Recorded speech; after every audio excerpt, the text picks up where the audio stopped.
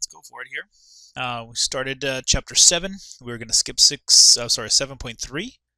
And so we're on to 7.4. These are vectors. It is part of the course objectives for this course, and it's really getting us into calculus sort of type things that we should know, especially when you go into three-dimensional calculus, when you're looking at vector fields, what they're called. So this is really a preparatory for calculus here. So anyways, let's begin. What in the world are vectors? Let's represent them geometrically, then algebraically. Find a unit vector, and then the whole concept of magnitude and direction, and eventually an application. Alright, so first and foremost, vectors, they are what we call scalar quantities, which means the bigger the size, the bigger the arrow, the bigger the correspondence is. Alright. And then they also have directions. They have an initial side, a terminal side with them. And pretty much if you think from geometry, there was a ray. A ray from geometry started at one place, and then it like this, maybe a ray. There's a ray. You know, the distance here, how long the ray was, didn't matter as much. With vectors, yes, they do. Pretty much, it's a ray that's scalar. All right, so here it is. There it is. There is a vector. Whoa, sorry. There it is. Okay, vector, you can write it as V if you like. You can write it as PQ, their initial side, and then you have their terminal point called Q right here. So that's important how long it is. And that gives you direction as well as how big it is or how much effect it's having on things here. Alright, so the magnitude. What is the magnitude? Some notation here. If you have these sort of double absolute value symbols, that means it is the length, or in a sense the scalar quantity of that vector. Alright, so next is, what does it mean to have equivalent vectors? What does it mean to have the same exact thing? So they could be at different slots, but pretty much the direction has to be the same. And then the size of it has to be the same. So V and W here are the same. Right here, V is not the same as U. V actually is bigger than U because of the scale. Direction is fine, but same direction is great, but the fact that they're different lengths, doesn't make them the same. Alright, here's some other stuff here. What happens if it's going the exact opposite way? Then those are not the same. Alright. Even though the length is the same, it has to be going exactly the same way. Alright, and this one here, way different here. So corresponding to V, direction is different here, and also the length is different. Alright, and then we have something called the zero vector here. Alright, the zero vector pretty much has zero magnitude, so pretty much it can go any different direction here. Alright, so vectors V and A, if you were to technically correspondence between them, notice they're exact same direction, right? But I'm sorry, not direction, the exact opposite direction, and they have the same size to them. So these guys are called opposites. So two things here, the zero vector and then the whole concept of opposites. Alright, so how do you sort of combine vectors together? So if you think about this here, if you have V plus W, so if you start down here, what happens here is that you have the V vector coming this way, and then you sort of just add it on or tail it from the end of one vector, you start the next one here. So W would be here. So if you were to say V plus W, that pretty much would be this one right here. Notice it's a higher magnitude than the previous ones, all right? But the end is the same for both those. This is called the resultant vector. All right, also the thing is just addition. Isn't addition, if you say 3 plus 4 and 4 plus 3, they're both going to give you 7. So with vectors, it works the same way. You can have W then V, or V and then W. You're still going to wind up at the same exact location at the end. You're still going to have the VW or WV. All right, with subtraction though, there's where it differs just a bit here. All right, And so for any two vectors, v and w, here it is. So v minus w would be the same thing really as v plus a negative w. Again, same thing as we did with addition. You can change subtraction into addition of the opposite. So kind of notice we're going to end in the same spot. So our begin is right here. If we were going to add the w vector, it would actually be going this direction. But because it is a negative w, we think about it going the other direction, this way here. So we go v, and then w would have went this way. We turn around and go the other way, and we end up right here. So there's v minus w. All right, we could have also done v is up here.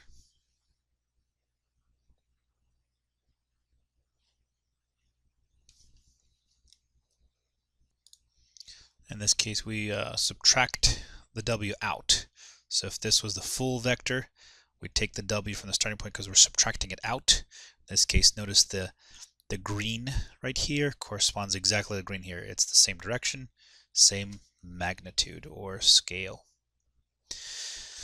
All right, now let's look at scale multiples. If you have a vector here and it's double the length, pretty much what you have is you have twice the magnitude or double the length. If you want to go half, there it is. If you want to go double but the reverse order, so you're starting from the top going bottom, notice same exact magnitude, but then the opposite direction creates a minus sign there. All right, I think we're ready to begin. Using the vectors u, v, and w, we're going to rewrite here, and this is just an example here from the textbook here. So starting at this point here, we have, and here's our, in a sense, almost like our legend right here. So u, we're going to go down 2 units, so it's going down 2 units. W is diagonally down 1 unit. V is diagonally up 1 unit. So 2 minus u, which is this one here, that's going to go first, u. Now minus 2w, which means you're going to be subtracting off the original u value here. So in a sense, there's your 2w. And then you go from here, the end of w, back to the u that you had originally. So there's that. So subtraction, again, works in a different way as you think about it here. All right, another way that you could have done it is think of this as a plus negative 2w, right? So you could have done it like a u. So here, let me do this one here because this will be a better explanation. And I like it almost like this way better.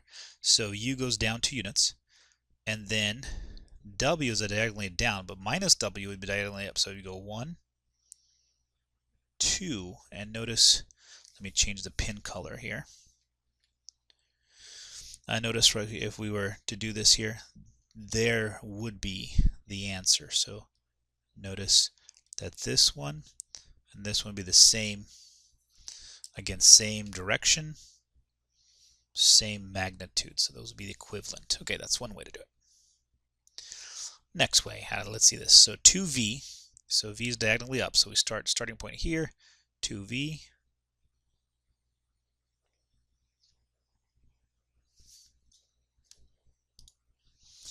And so 2v is up here, minus u would be down here. So then this whole correspondence gives us this right here. And then we're going to tack on a w, which brings it down to here.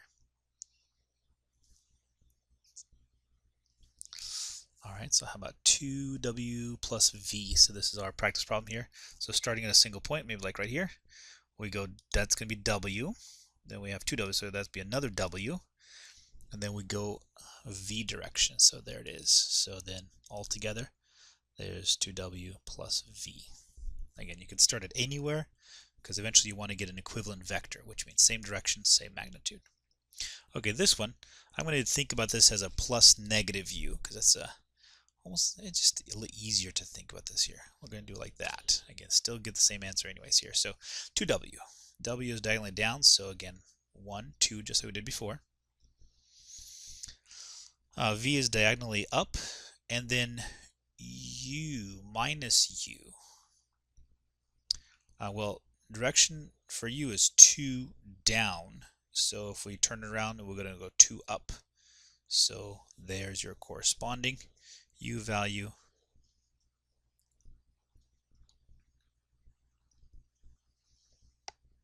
And we get ourselves 2w plus v minus u. All right, if you did it the other way, let me draw it the other way here. Let's say you did it by seeing this as subtraction if you wanted to. So in that case, what you would do is u would correspond to coming down this way. So then you would not be doing this right here. All right, in that case, the end result is from here to v, and notice this is the exact same thing there. Just notice same direction, same scale. So depending which way you want to do it, my preference is the first way. Think of subtraction as just adding the opposite direction of your vector. A little bit easier. So, but I want to show you at least both, because the book will show it to you slightly differently. Okay, now let's talk about position. So since we have an x and y grid, we can show vectors pretty much as lines that go away from the origin, or 0, 0, up to a certain point on the x and y grid. All right, if that's the case, then we have Pythagorean theorem on our hands. All we just need to figure out is the position, the x coordinate and the y coordinate. Technically, that's what we want to think about here, even though we write it differently. So v1, v2. So v1, v2 is actually the point itself, and then we have the position vector is that one right there. Okay, but anyways, any which way, here's our formula. Sort of like that double absolute value bar. What that really corresponds is to the distance, or really in a sense the you can almost say the hypotenuse, really, if this forms a right triangle. All right, with that, let's go with it here. So notice you can move things off of the origin in that way, but as long as, again, the distance is exactly the same between the two. Or you can move it back to the origin here. So vector v and vector w are the exact same thing, as long as when you bring them back to the origin, they're going to fall right in that same exact position there. All right, that's pretty much what we have here. So basically you're subtracting the two in order to see if they are the same.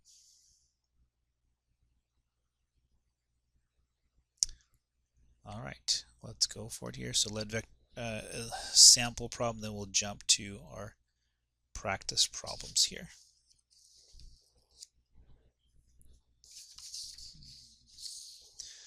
So let v be the vector with initial point as 4, -2. Terminal side is -1, 3. Write v as a position vector. So notice they're on the grid here. All we got to do from the previous slide is just to go back and subtract these two from one another here. So x2 minus x1. Pretty much in a sense we're putting this line here out in space, or this scalar array that's out in space, putting it back to the origin. When we do that, we find out it's -5, +5. So we found, really, let me actually just draw it out, maybe it'll be easier to see. So 4, 1, 2, 3, 4, -2 here, -1, 3. So this vector that's sort of out in space is really the equivalent vector of -5, +5 here. So we would just prove that should be going. Let me draw it out a little bit better. 1, 2, 3, 4, 1, 2, maybe something like this. -1, 3. That's probably a little better there. So 1, 2, 3, 4, 5. 1, 2, 3, 4, 5. And so it's there it is. That's probably same direction, same scale. That's what we're trying to get to right here. All right, problem number 2. All right, our problem here. Go for it. If you want to try yourself here, P is -2, 7. Q is +1, -3. Can you find the position vector? What would it be if that vector started at the origin? And so what we do, pretty much just use the formula. We're going to take the x coordinates away from each other, the y coordinates. And I wrote down all the steps here, but pretty much you got ourselves a 3, -10. And there it is. That would be, again, doing a little graph right here of this here. So PQ would be -2, 1, 2, all the way up to 7. Then the 1, -3 down here. Whoa, big one here. It goes like this. I don't know why. And if we brought it back to the original position here, so 1, 2, 3, all the way down to 10, pretty much it would give us the same exact direction, same exact magnitude, but only starting at the origin. All right, that was the geometry aspect behind things. Now we move on to the arithmetic operations. How do we add, subtract, multiply, all the good stuff here. So all the formulas are right here. Adding two vectors together pretty much just means you add each of the components or the scale of these guys here. So the V1 and the U1 components are added. The V2 and the U2 components are added. If you subtract them, if you multiply them, there it is. And then we can switch them around. Commutative property works here. Hey, that's called associative property here. Associative property of scalars works as well. A distributive property works from one side as well as the other. And then you have, you can say distributive property of scalars work and distributive property of vectors work right here. And then commutative property of multiplication also works. All this good stuff here. So it's almost like it's addition in a graphic way. I'm going to skip through this. If you want to look at these are the examples in the textbook, let me jump to practice problem number 3. So there it is. I got a vector at -1, 2. Got another one at 2, -3. Let me just give you sort of at least this whole concept of what does it mean graphically, because I think if you put algebra and geometry together, sort of do those here. So -1, 2. So I have 1 vector here.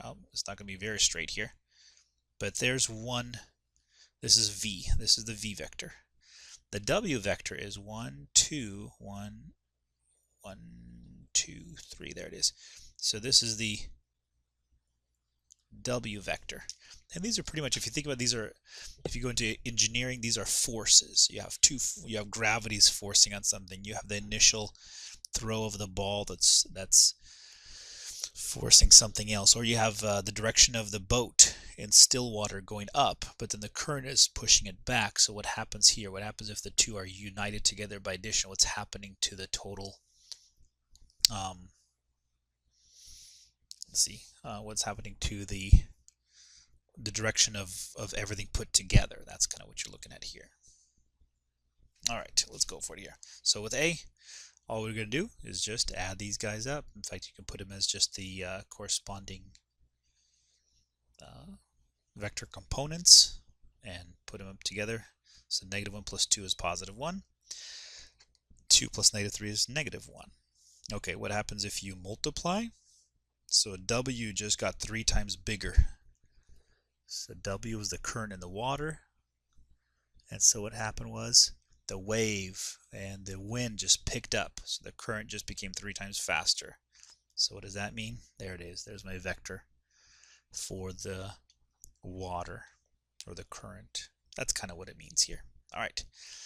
But we're just doing the algebra behind it here. That should be the easy stuff. It's just the algebra behind it. So multiplying by 3 to the first vector gives us this. Multiplied by 2 in the second vector, we could have also multiplied by -2. That would have been just fine. Then you would have been adding it. But 6 subtracted -2 is 8. -9 subtracted 4 is -13. There's the corresponding vector. All right, then, look at the double absolute value stuff, right? So what we want to do is we want to be able to figure out what is the magnitude here. So what kind of happened, if you want to sort of think of what kind of happened here? The winds picked up, 3 times, the current became 3 times faster, right? And then what happened was the boat changed direction. If you think of V as being the boat changed direction and then started going twice as fast back. So what happened was 8, 1, 2, 3, 4, 5, 6, 7, 8 over here, negative 13. So then the direction of the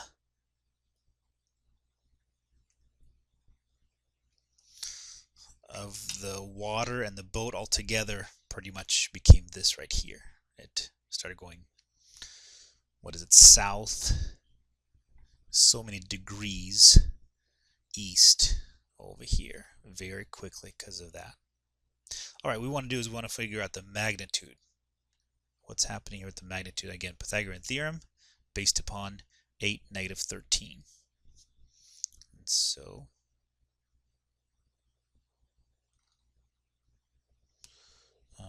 from C, we know this is 8, negative 13, and all we really have to do is put it into the Pythagorean theorem in terms of just the components. So how about 64 plus 169, and how about a square root of 233? Again, if you're talking about boats and water, maybe miles per hour, that's what's happening there. If you're talking about forces acting on each other, then maybe like this is how many, what's the magnitude of pounds that are affecting this. 233 pounds is the force that's over here.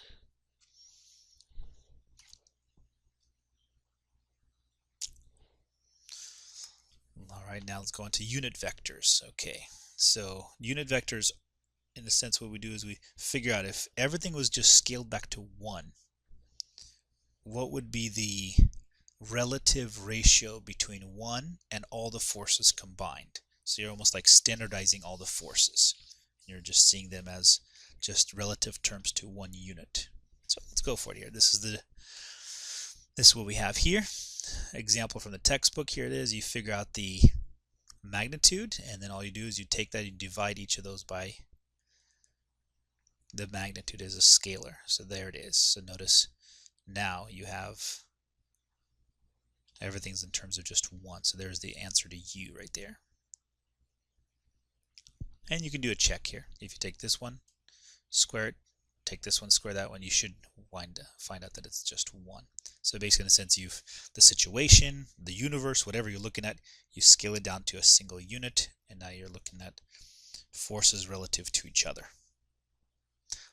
But what we're just doing the math behind it here. So there it is. So what is the unit vector for a force that is being acted as negative 12.5? Well, let's go with it here. Let's plug it in just to get the magnitude itself. And the magnitude is to be U square root of 169, or just 13. And what we're going to do, we're just going to divide by 13. There it is, just the formula itself. There's the vector with the unit scalar. And there it is. If you think about it, it's almost like the unit circle in trigonometry. We've scaled everything back to the unit circle and just seeing how things affect each other. That's it. All right, what's another way? There's also another form for these vectors.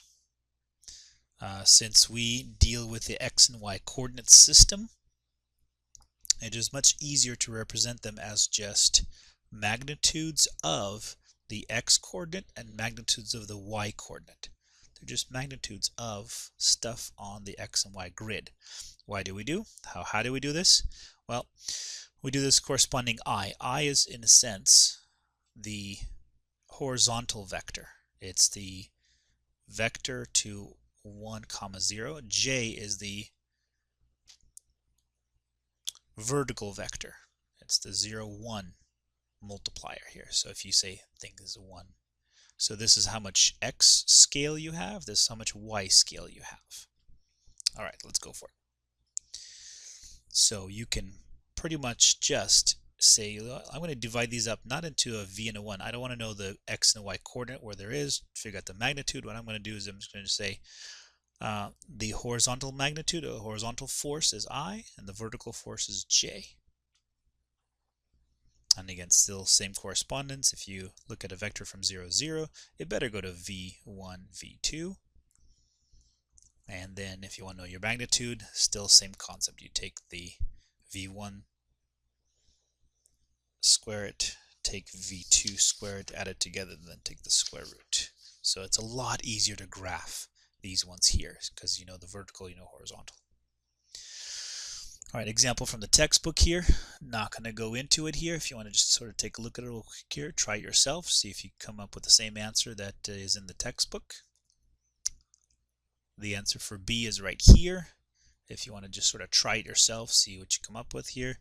Let's do a practice problem here though from the book as well. So there it is. So for each vector u is negative 3i plus 2j. Got another vector which is I. Technically there's a little 1 right here. 1i plus 4j.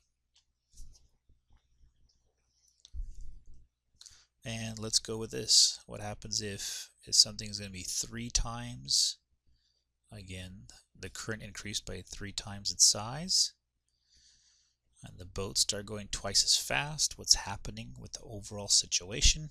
Well, we can just multiply the 3 in, multiply the 2 in, and then collect like terms for the I and the j's, and we get ourselves negative 7i plus 14j.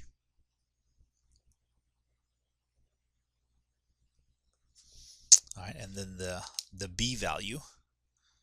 What's going to be the b value? I think we can squeeze it into this one right here. So the magnitude's just going to be, take the negative 7, square that one, 14, square that, and let's see what we got here.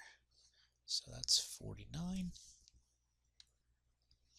All right, this will be 196, I believe. 14 squared, let me just check that. I think so, and then add it together. That will give you 245, and that's fun. Let's see. Now we've got to figure out how does this all work out. Let's see.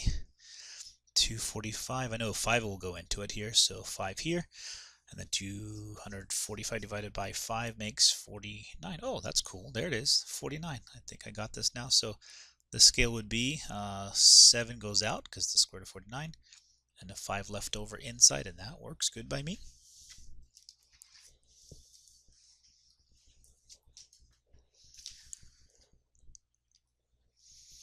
All right, and now let's get into how we normally do this in a lot of things, especially when things are moving. What we do is we look at it almost like a trigonometric formula for this. And so, especially when you have to deal with angles and everything else in between here. So notice the I value. If you think, remember how cosine is the x coordinate? And then you have sine being the y coordinate. So if you correspond these here, if this is just the magnitude for the x value, we can put it into trigonometric form, saying this is cosine of theta of I, or cosine theta times I, which is the horizontal vector.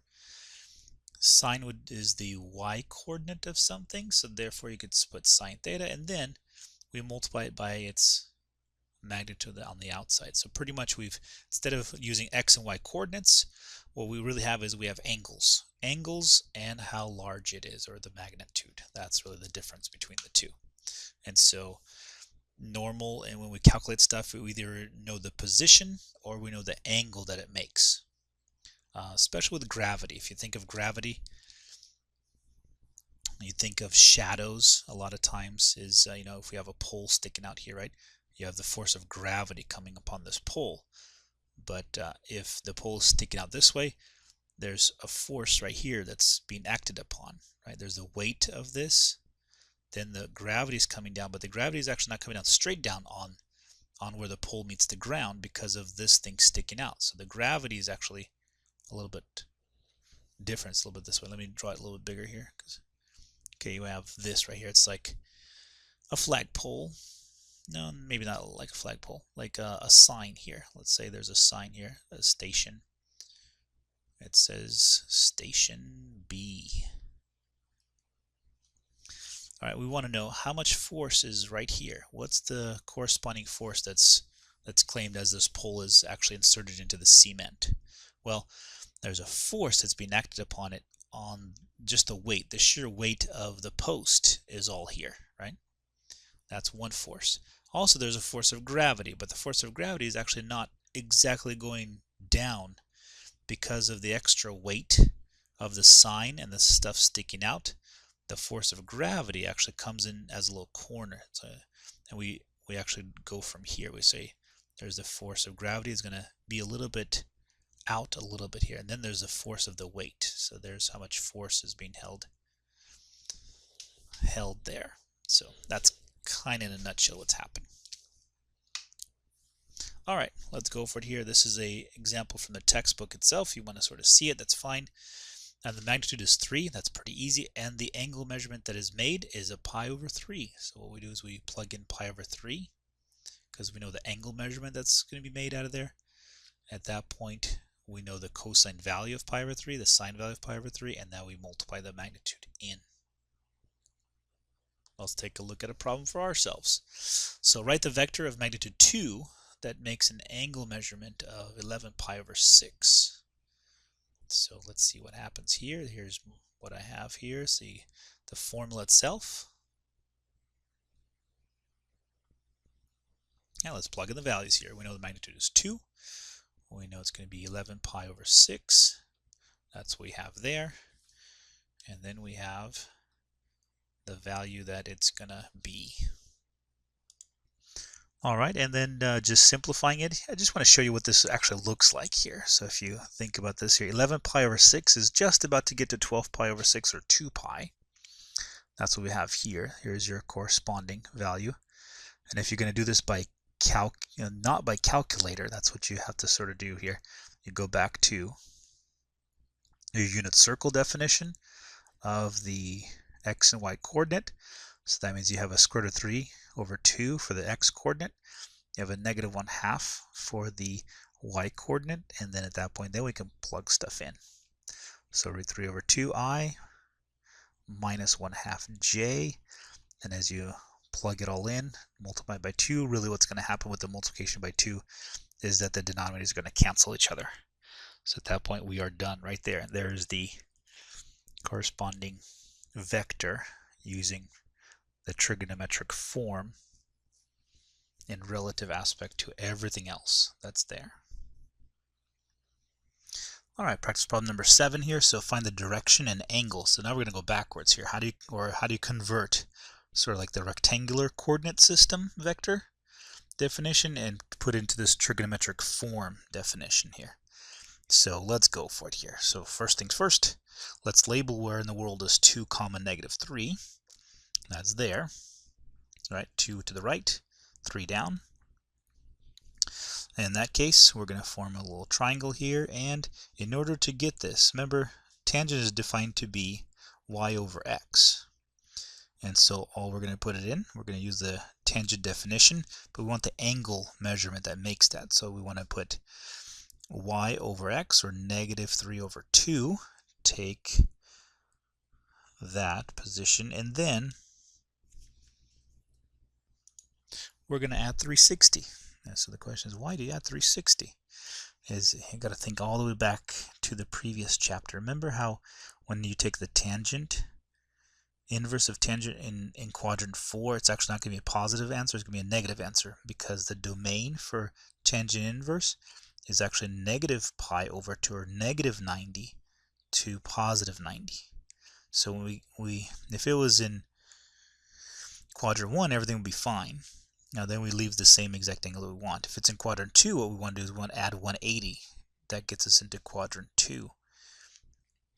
In this case, because we're in quadrant 4, it's going to give us a negative angle. It's the angle away from the x-axis initially. So if we add 360, it'll get us back to that positive angle. That's what we want. So plug it into the calculator here.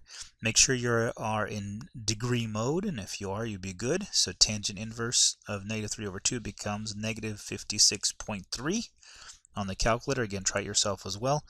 And then adding 360 to that eventually gets you a final answer of 303.69 degrees. That's what I want there.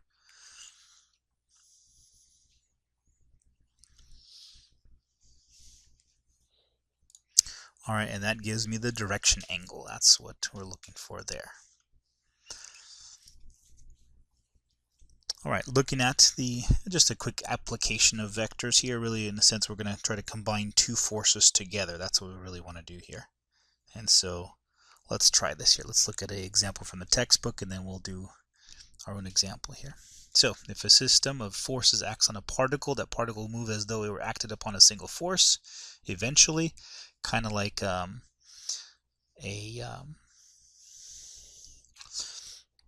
ship, maybe a ship moving this direction right here, and then you also have the wind, a crosswind that's coming like this. So eventually the ship is really not going exactly due east. With the wind pushing it, then it's actually going to go this way depending on how the magnitude of the wind. So we want to do this. This is the resultant vector of the trip itself.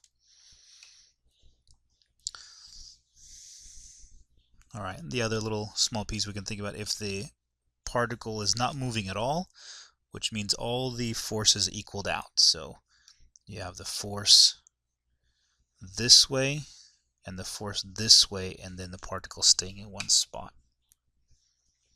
All right, find the magnitude and the bearing of the resultant force. Here's two forces here. You got force 1, force 2. Force 1 is actually a 50-pound force acting northward. So something's pulling this thing 50 pounds this way of force. Then you got another force that's pulling sideways. So now the question is, what force really is happening here? So let's see what we got. We're going to try to figure out the angle measurement that makes that. All right, so let's go for it. Okay, so the result would just be the addition of the two forces, because one is due north, the other one's due west. We add them up. These are pretty much, in a sense, my horizontal force, my vertical force. We take the magnitude by putting it in, it becomes about 64, and then the only thing we really have to do is figure out the angle measurement. So in this case, we take tangent. Tangent is y value over x value. Tangent inverse gets me 51.3 degrees.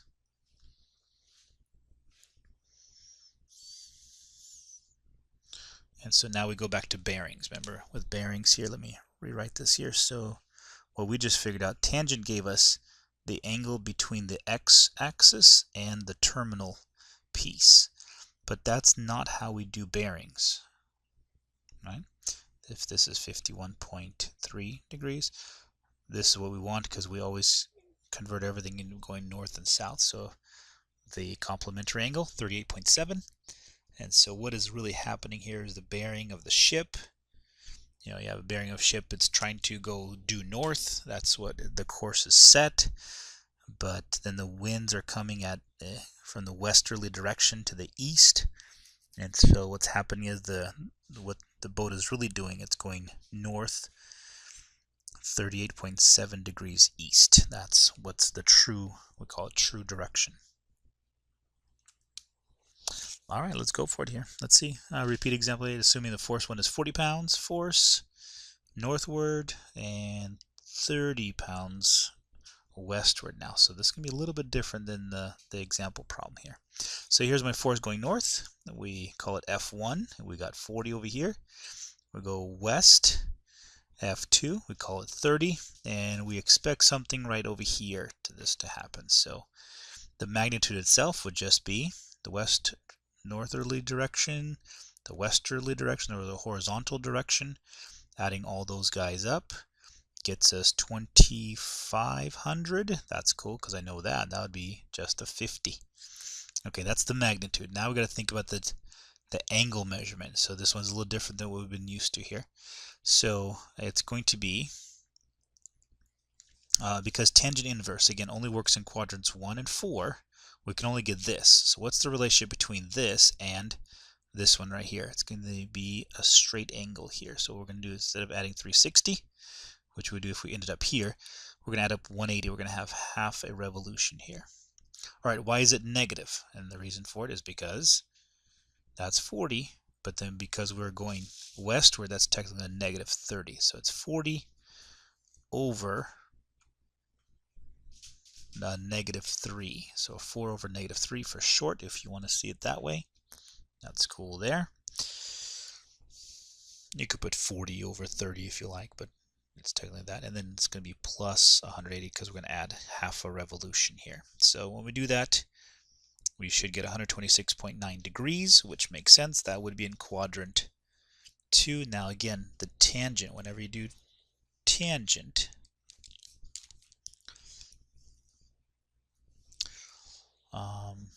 in this case what we have is we have this angle measurement right here, but we don't want that angle measurement. We just want the angle measurement made the northern direction and our force here. So then we're going to just take off 90 degrees here. And so we have ourselves 36.9 degrees. There it is. So then we have ourselves, let's see, it's going north. So north, 36.9 degrees west as we finish it off. All right, so there is the angle measurement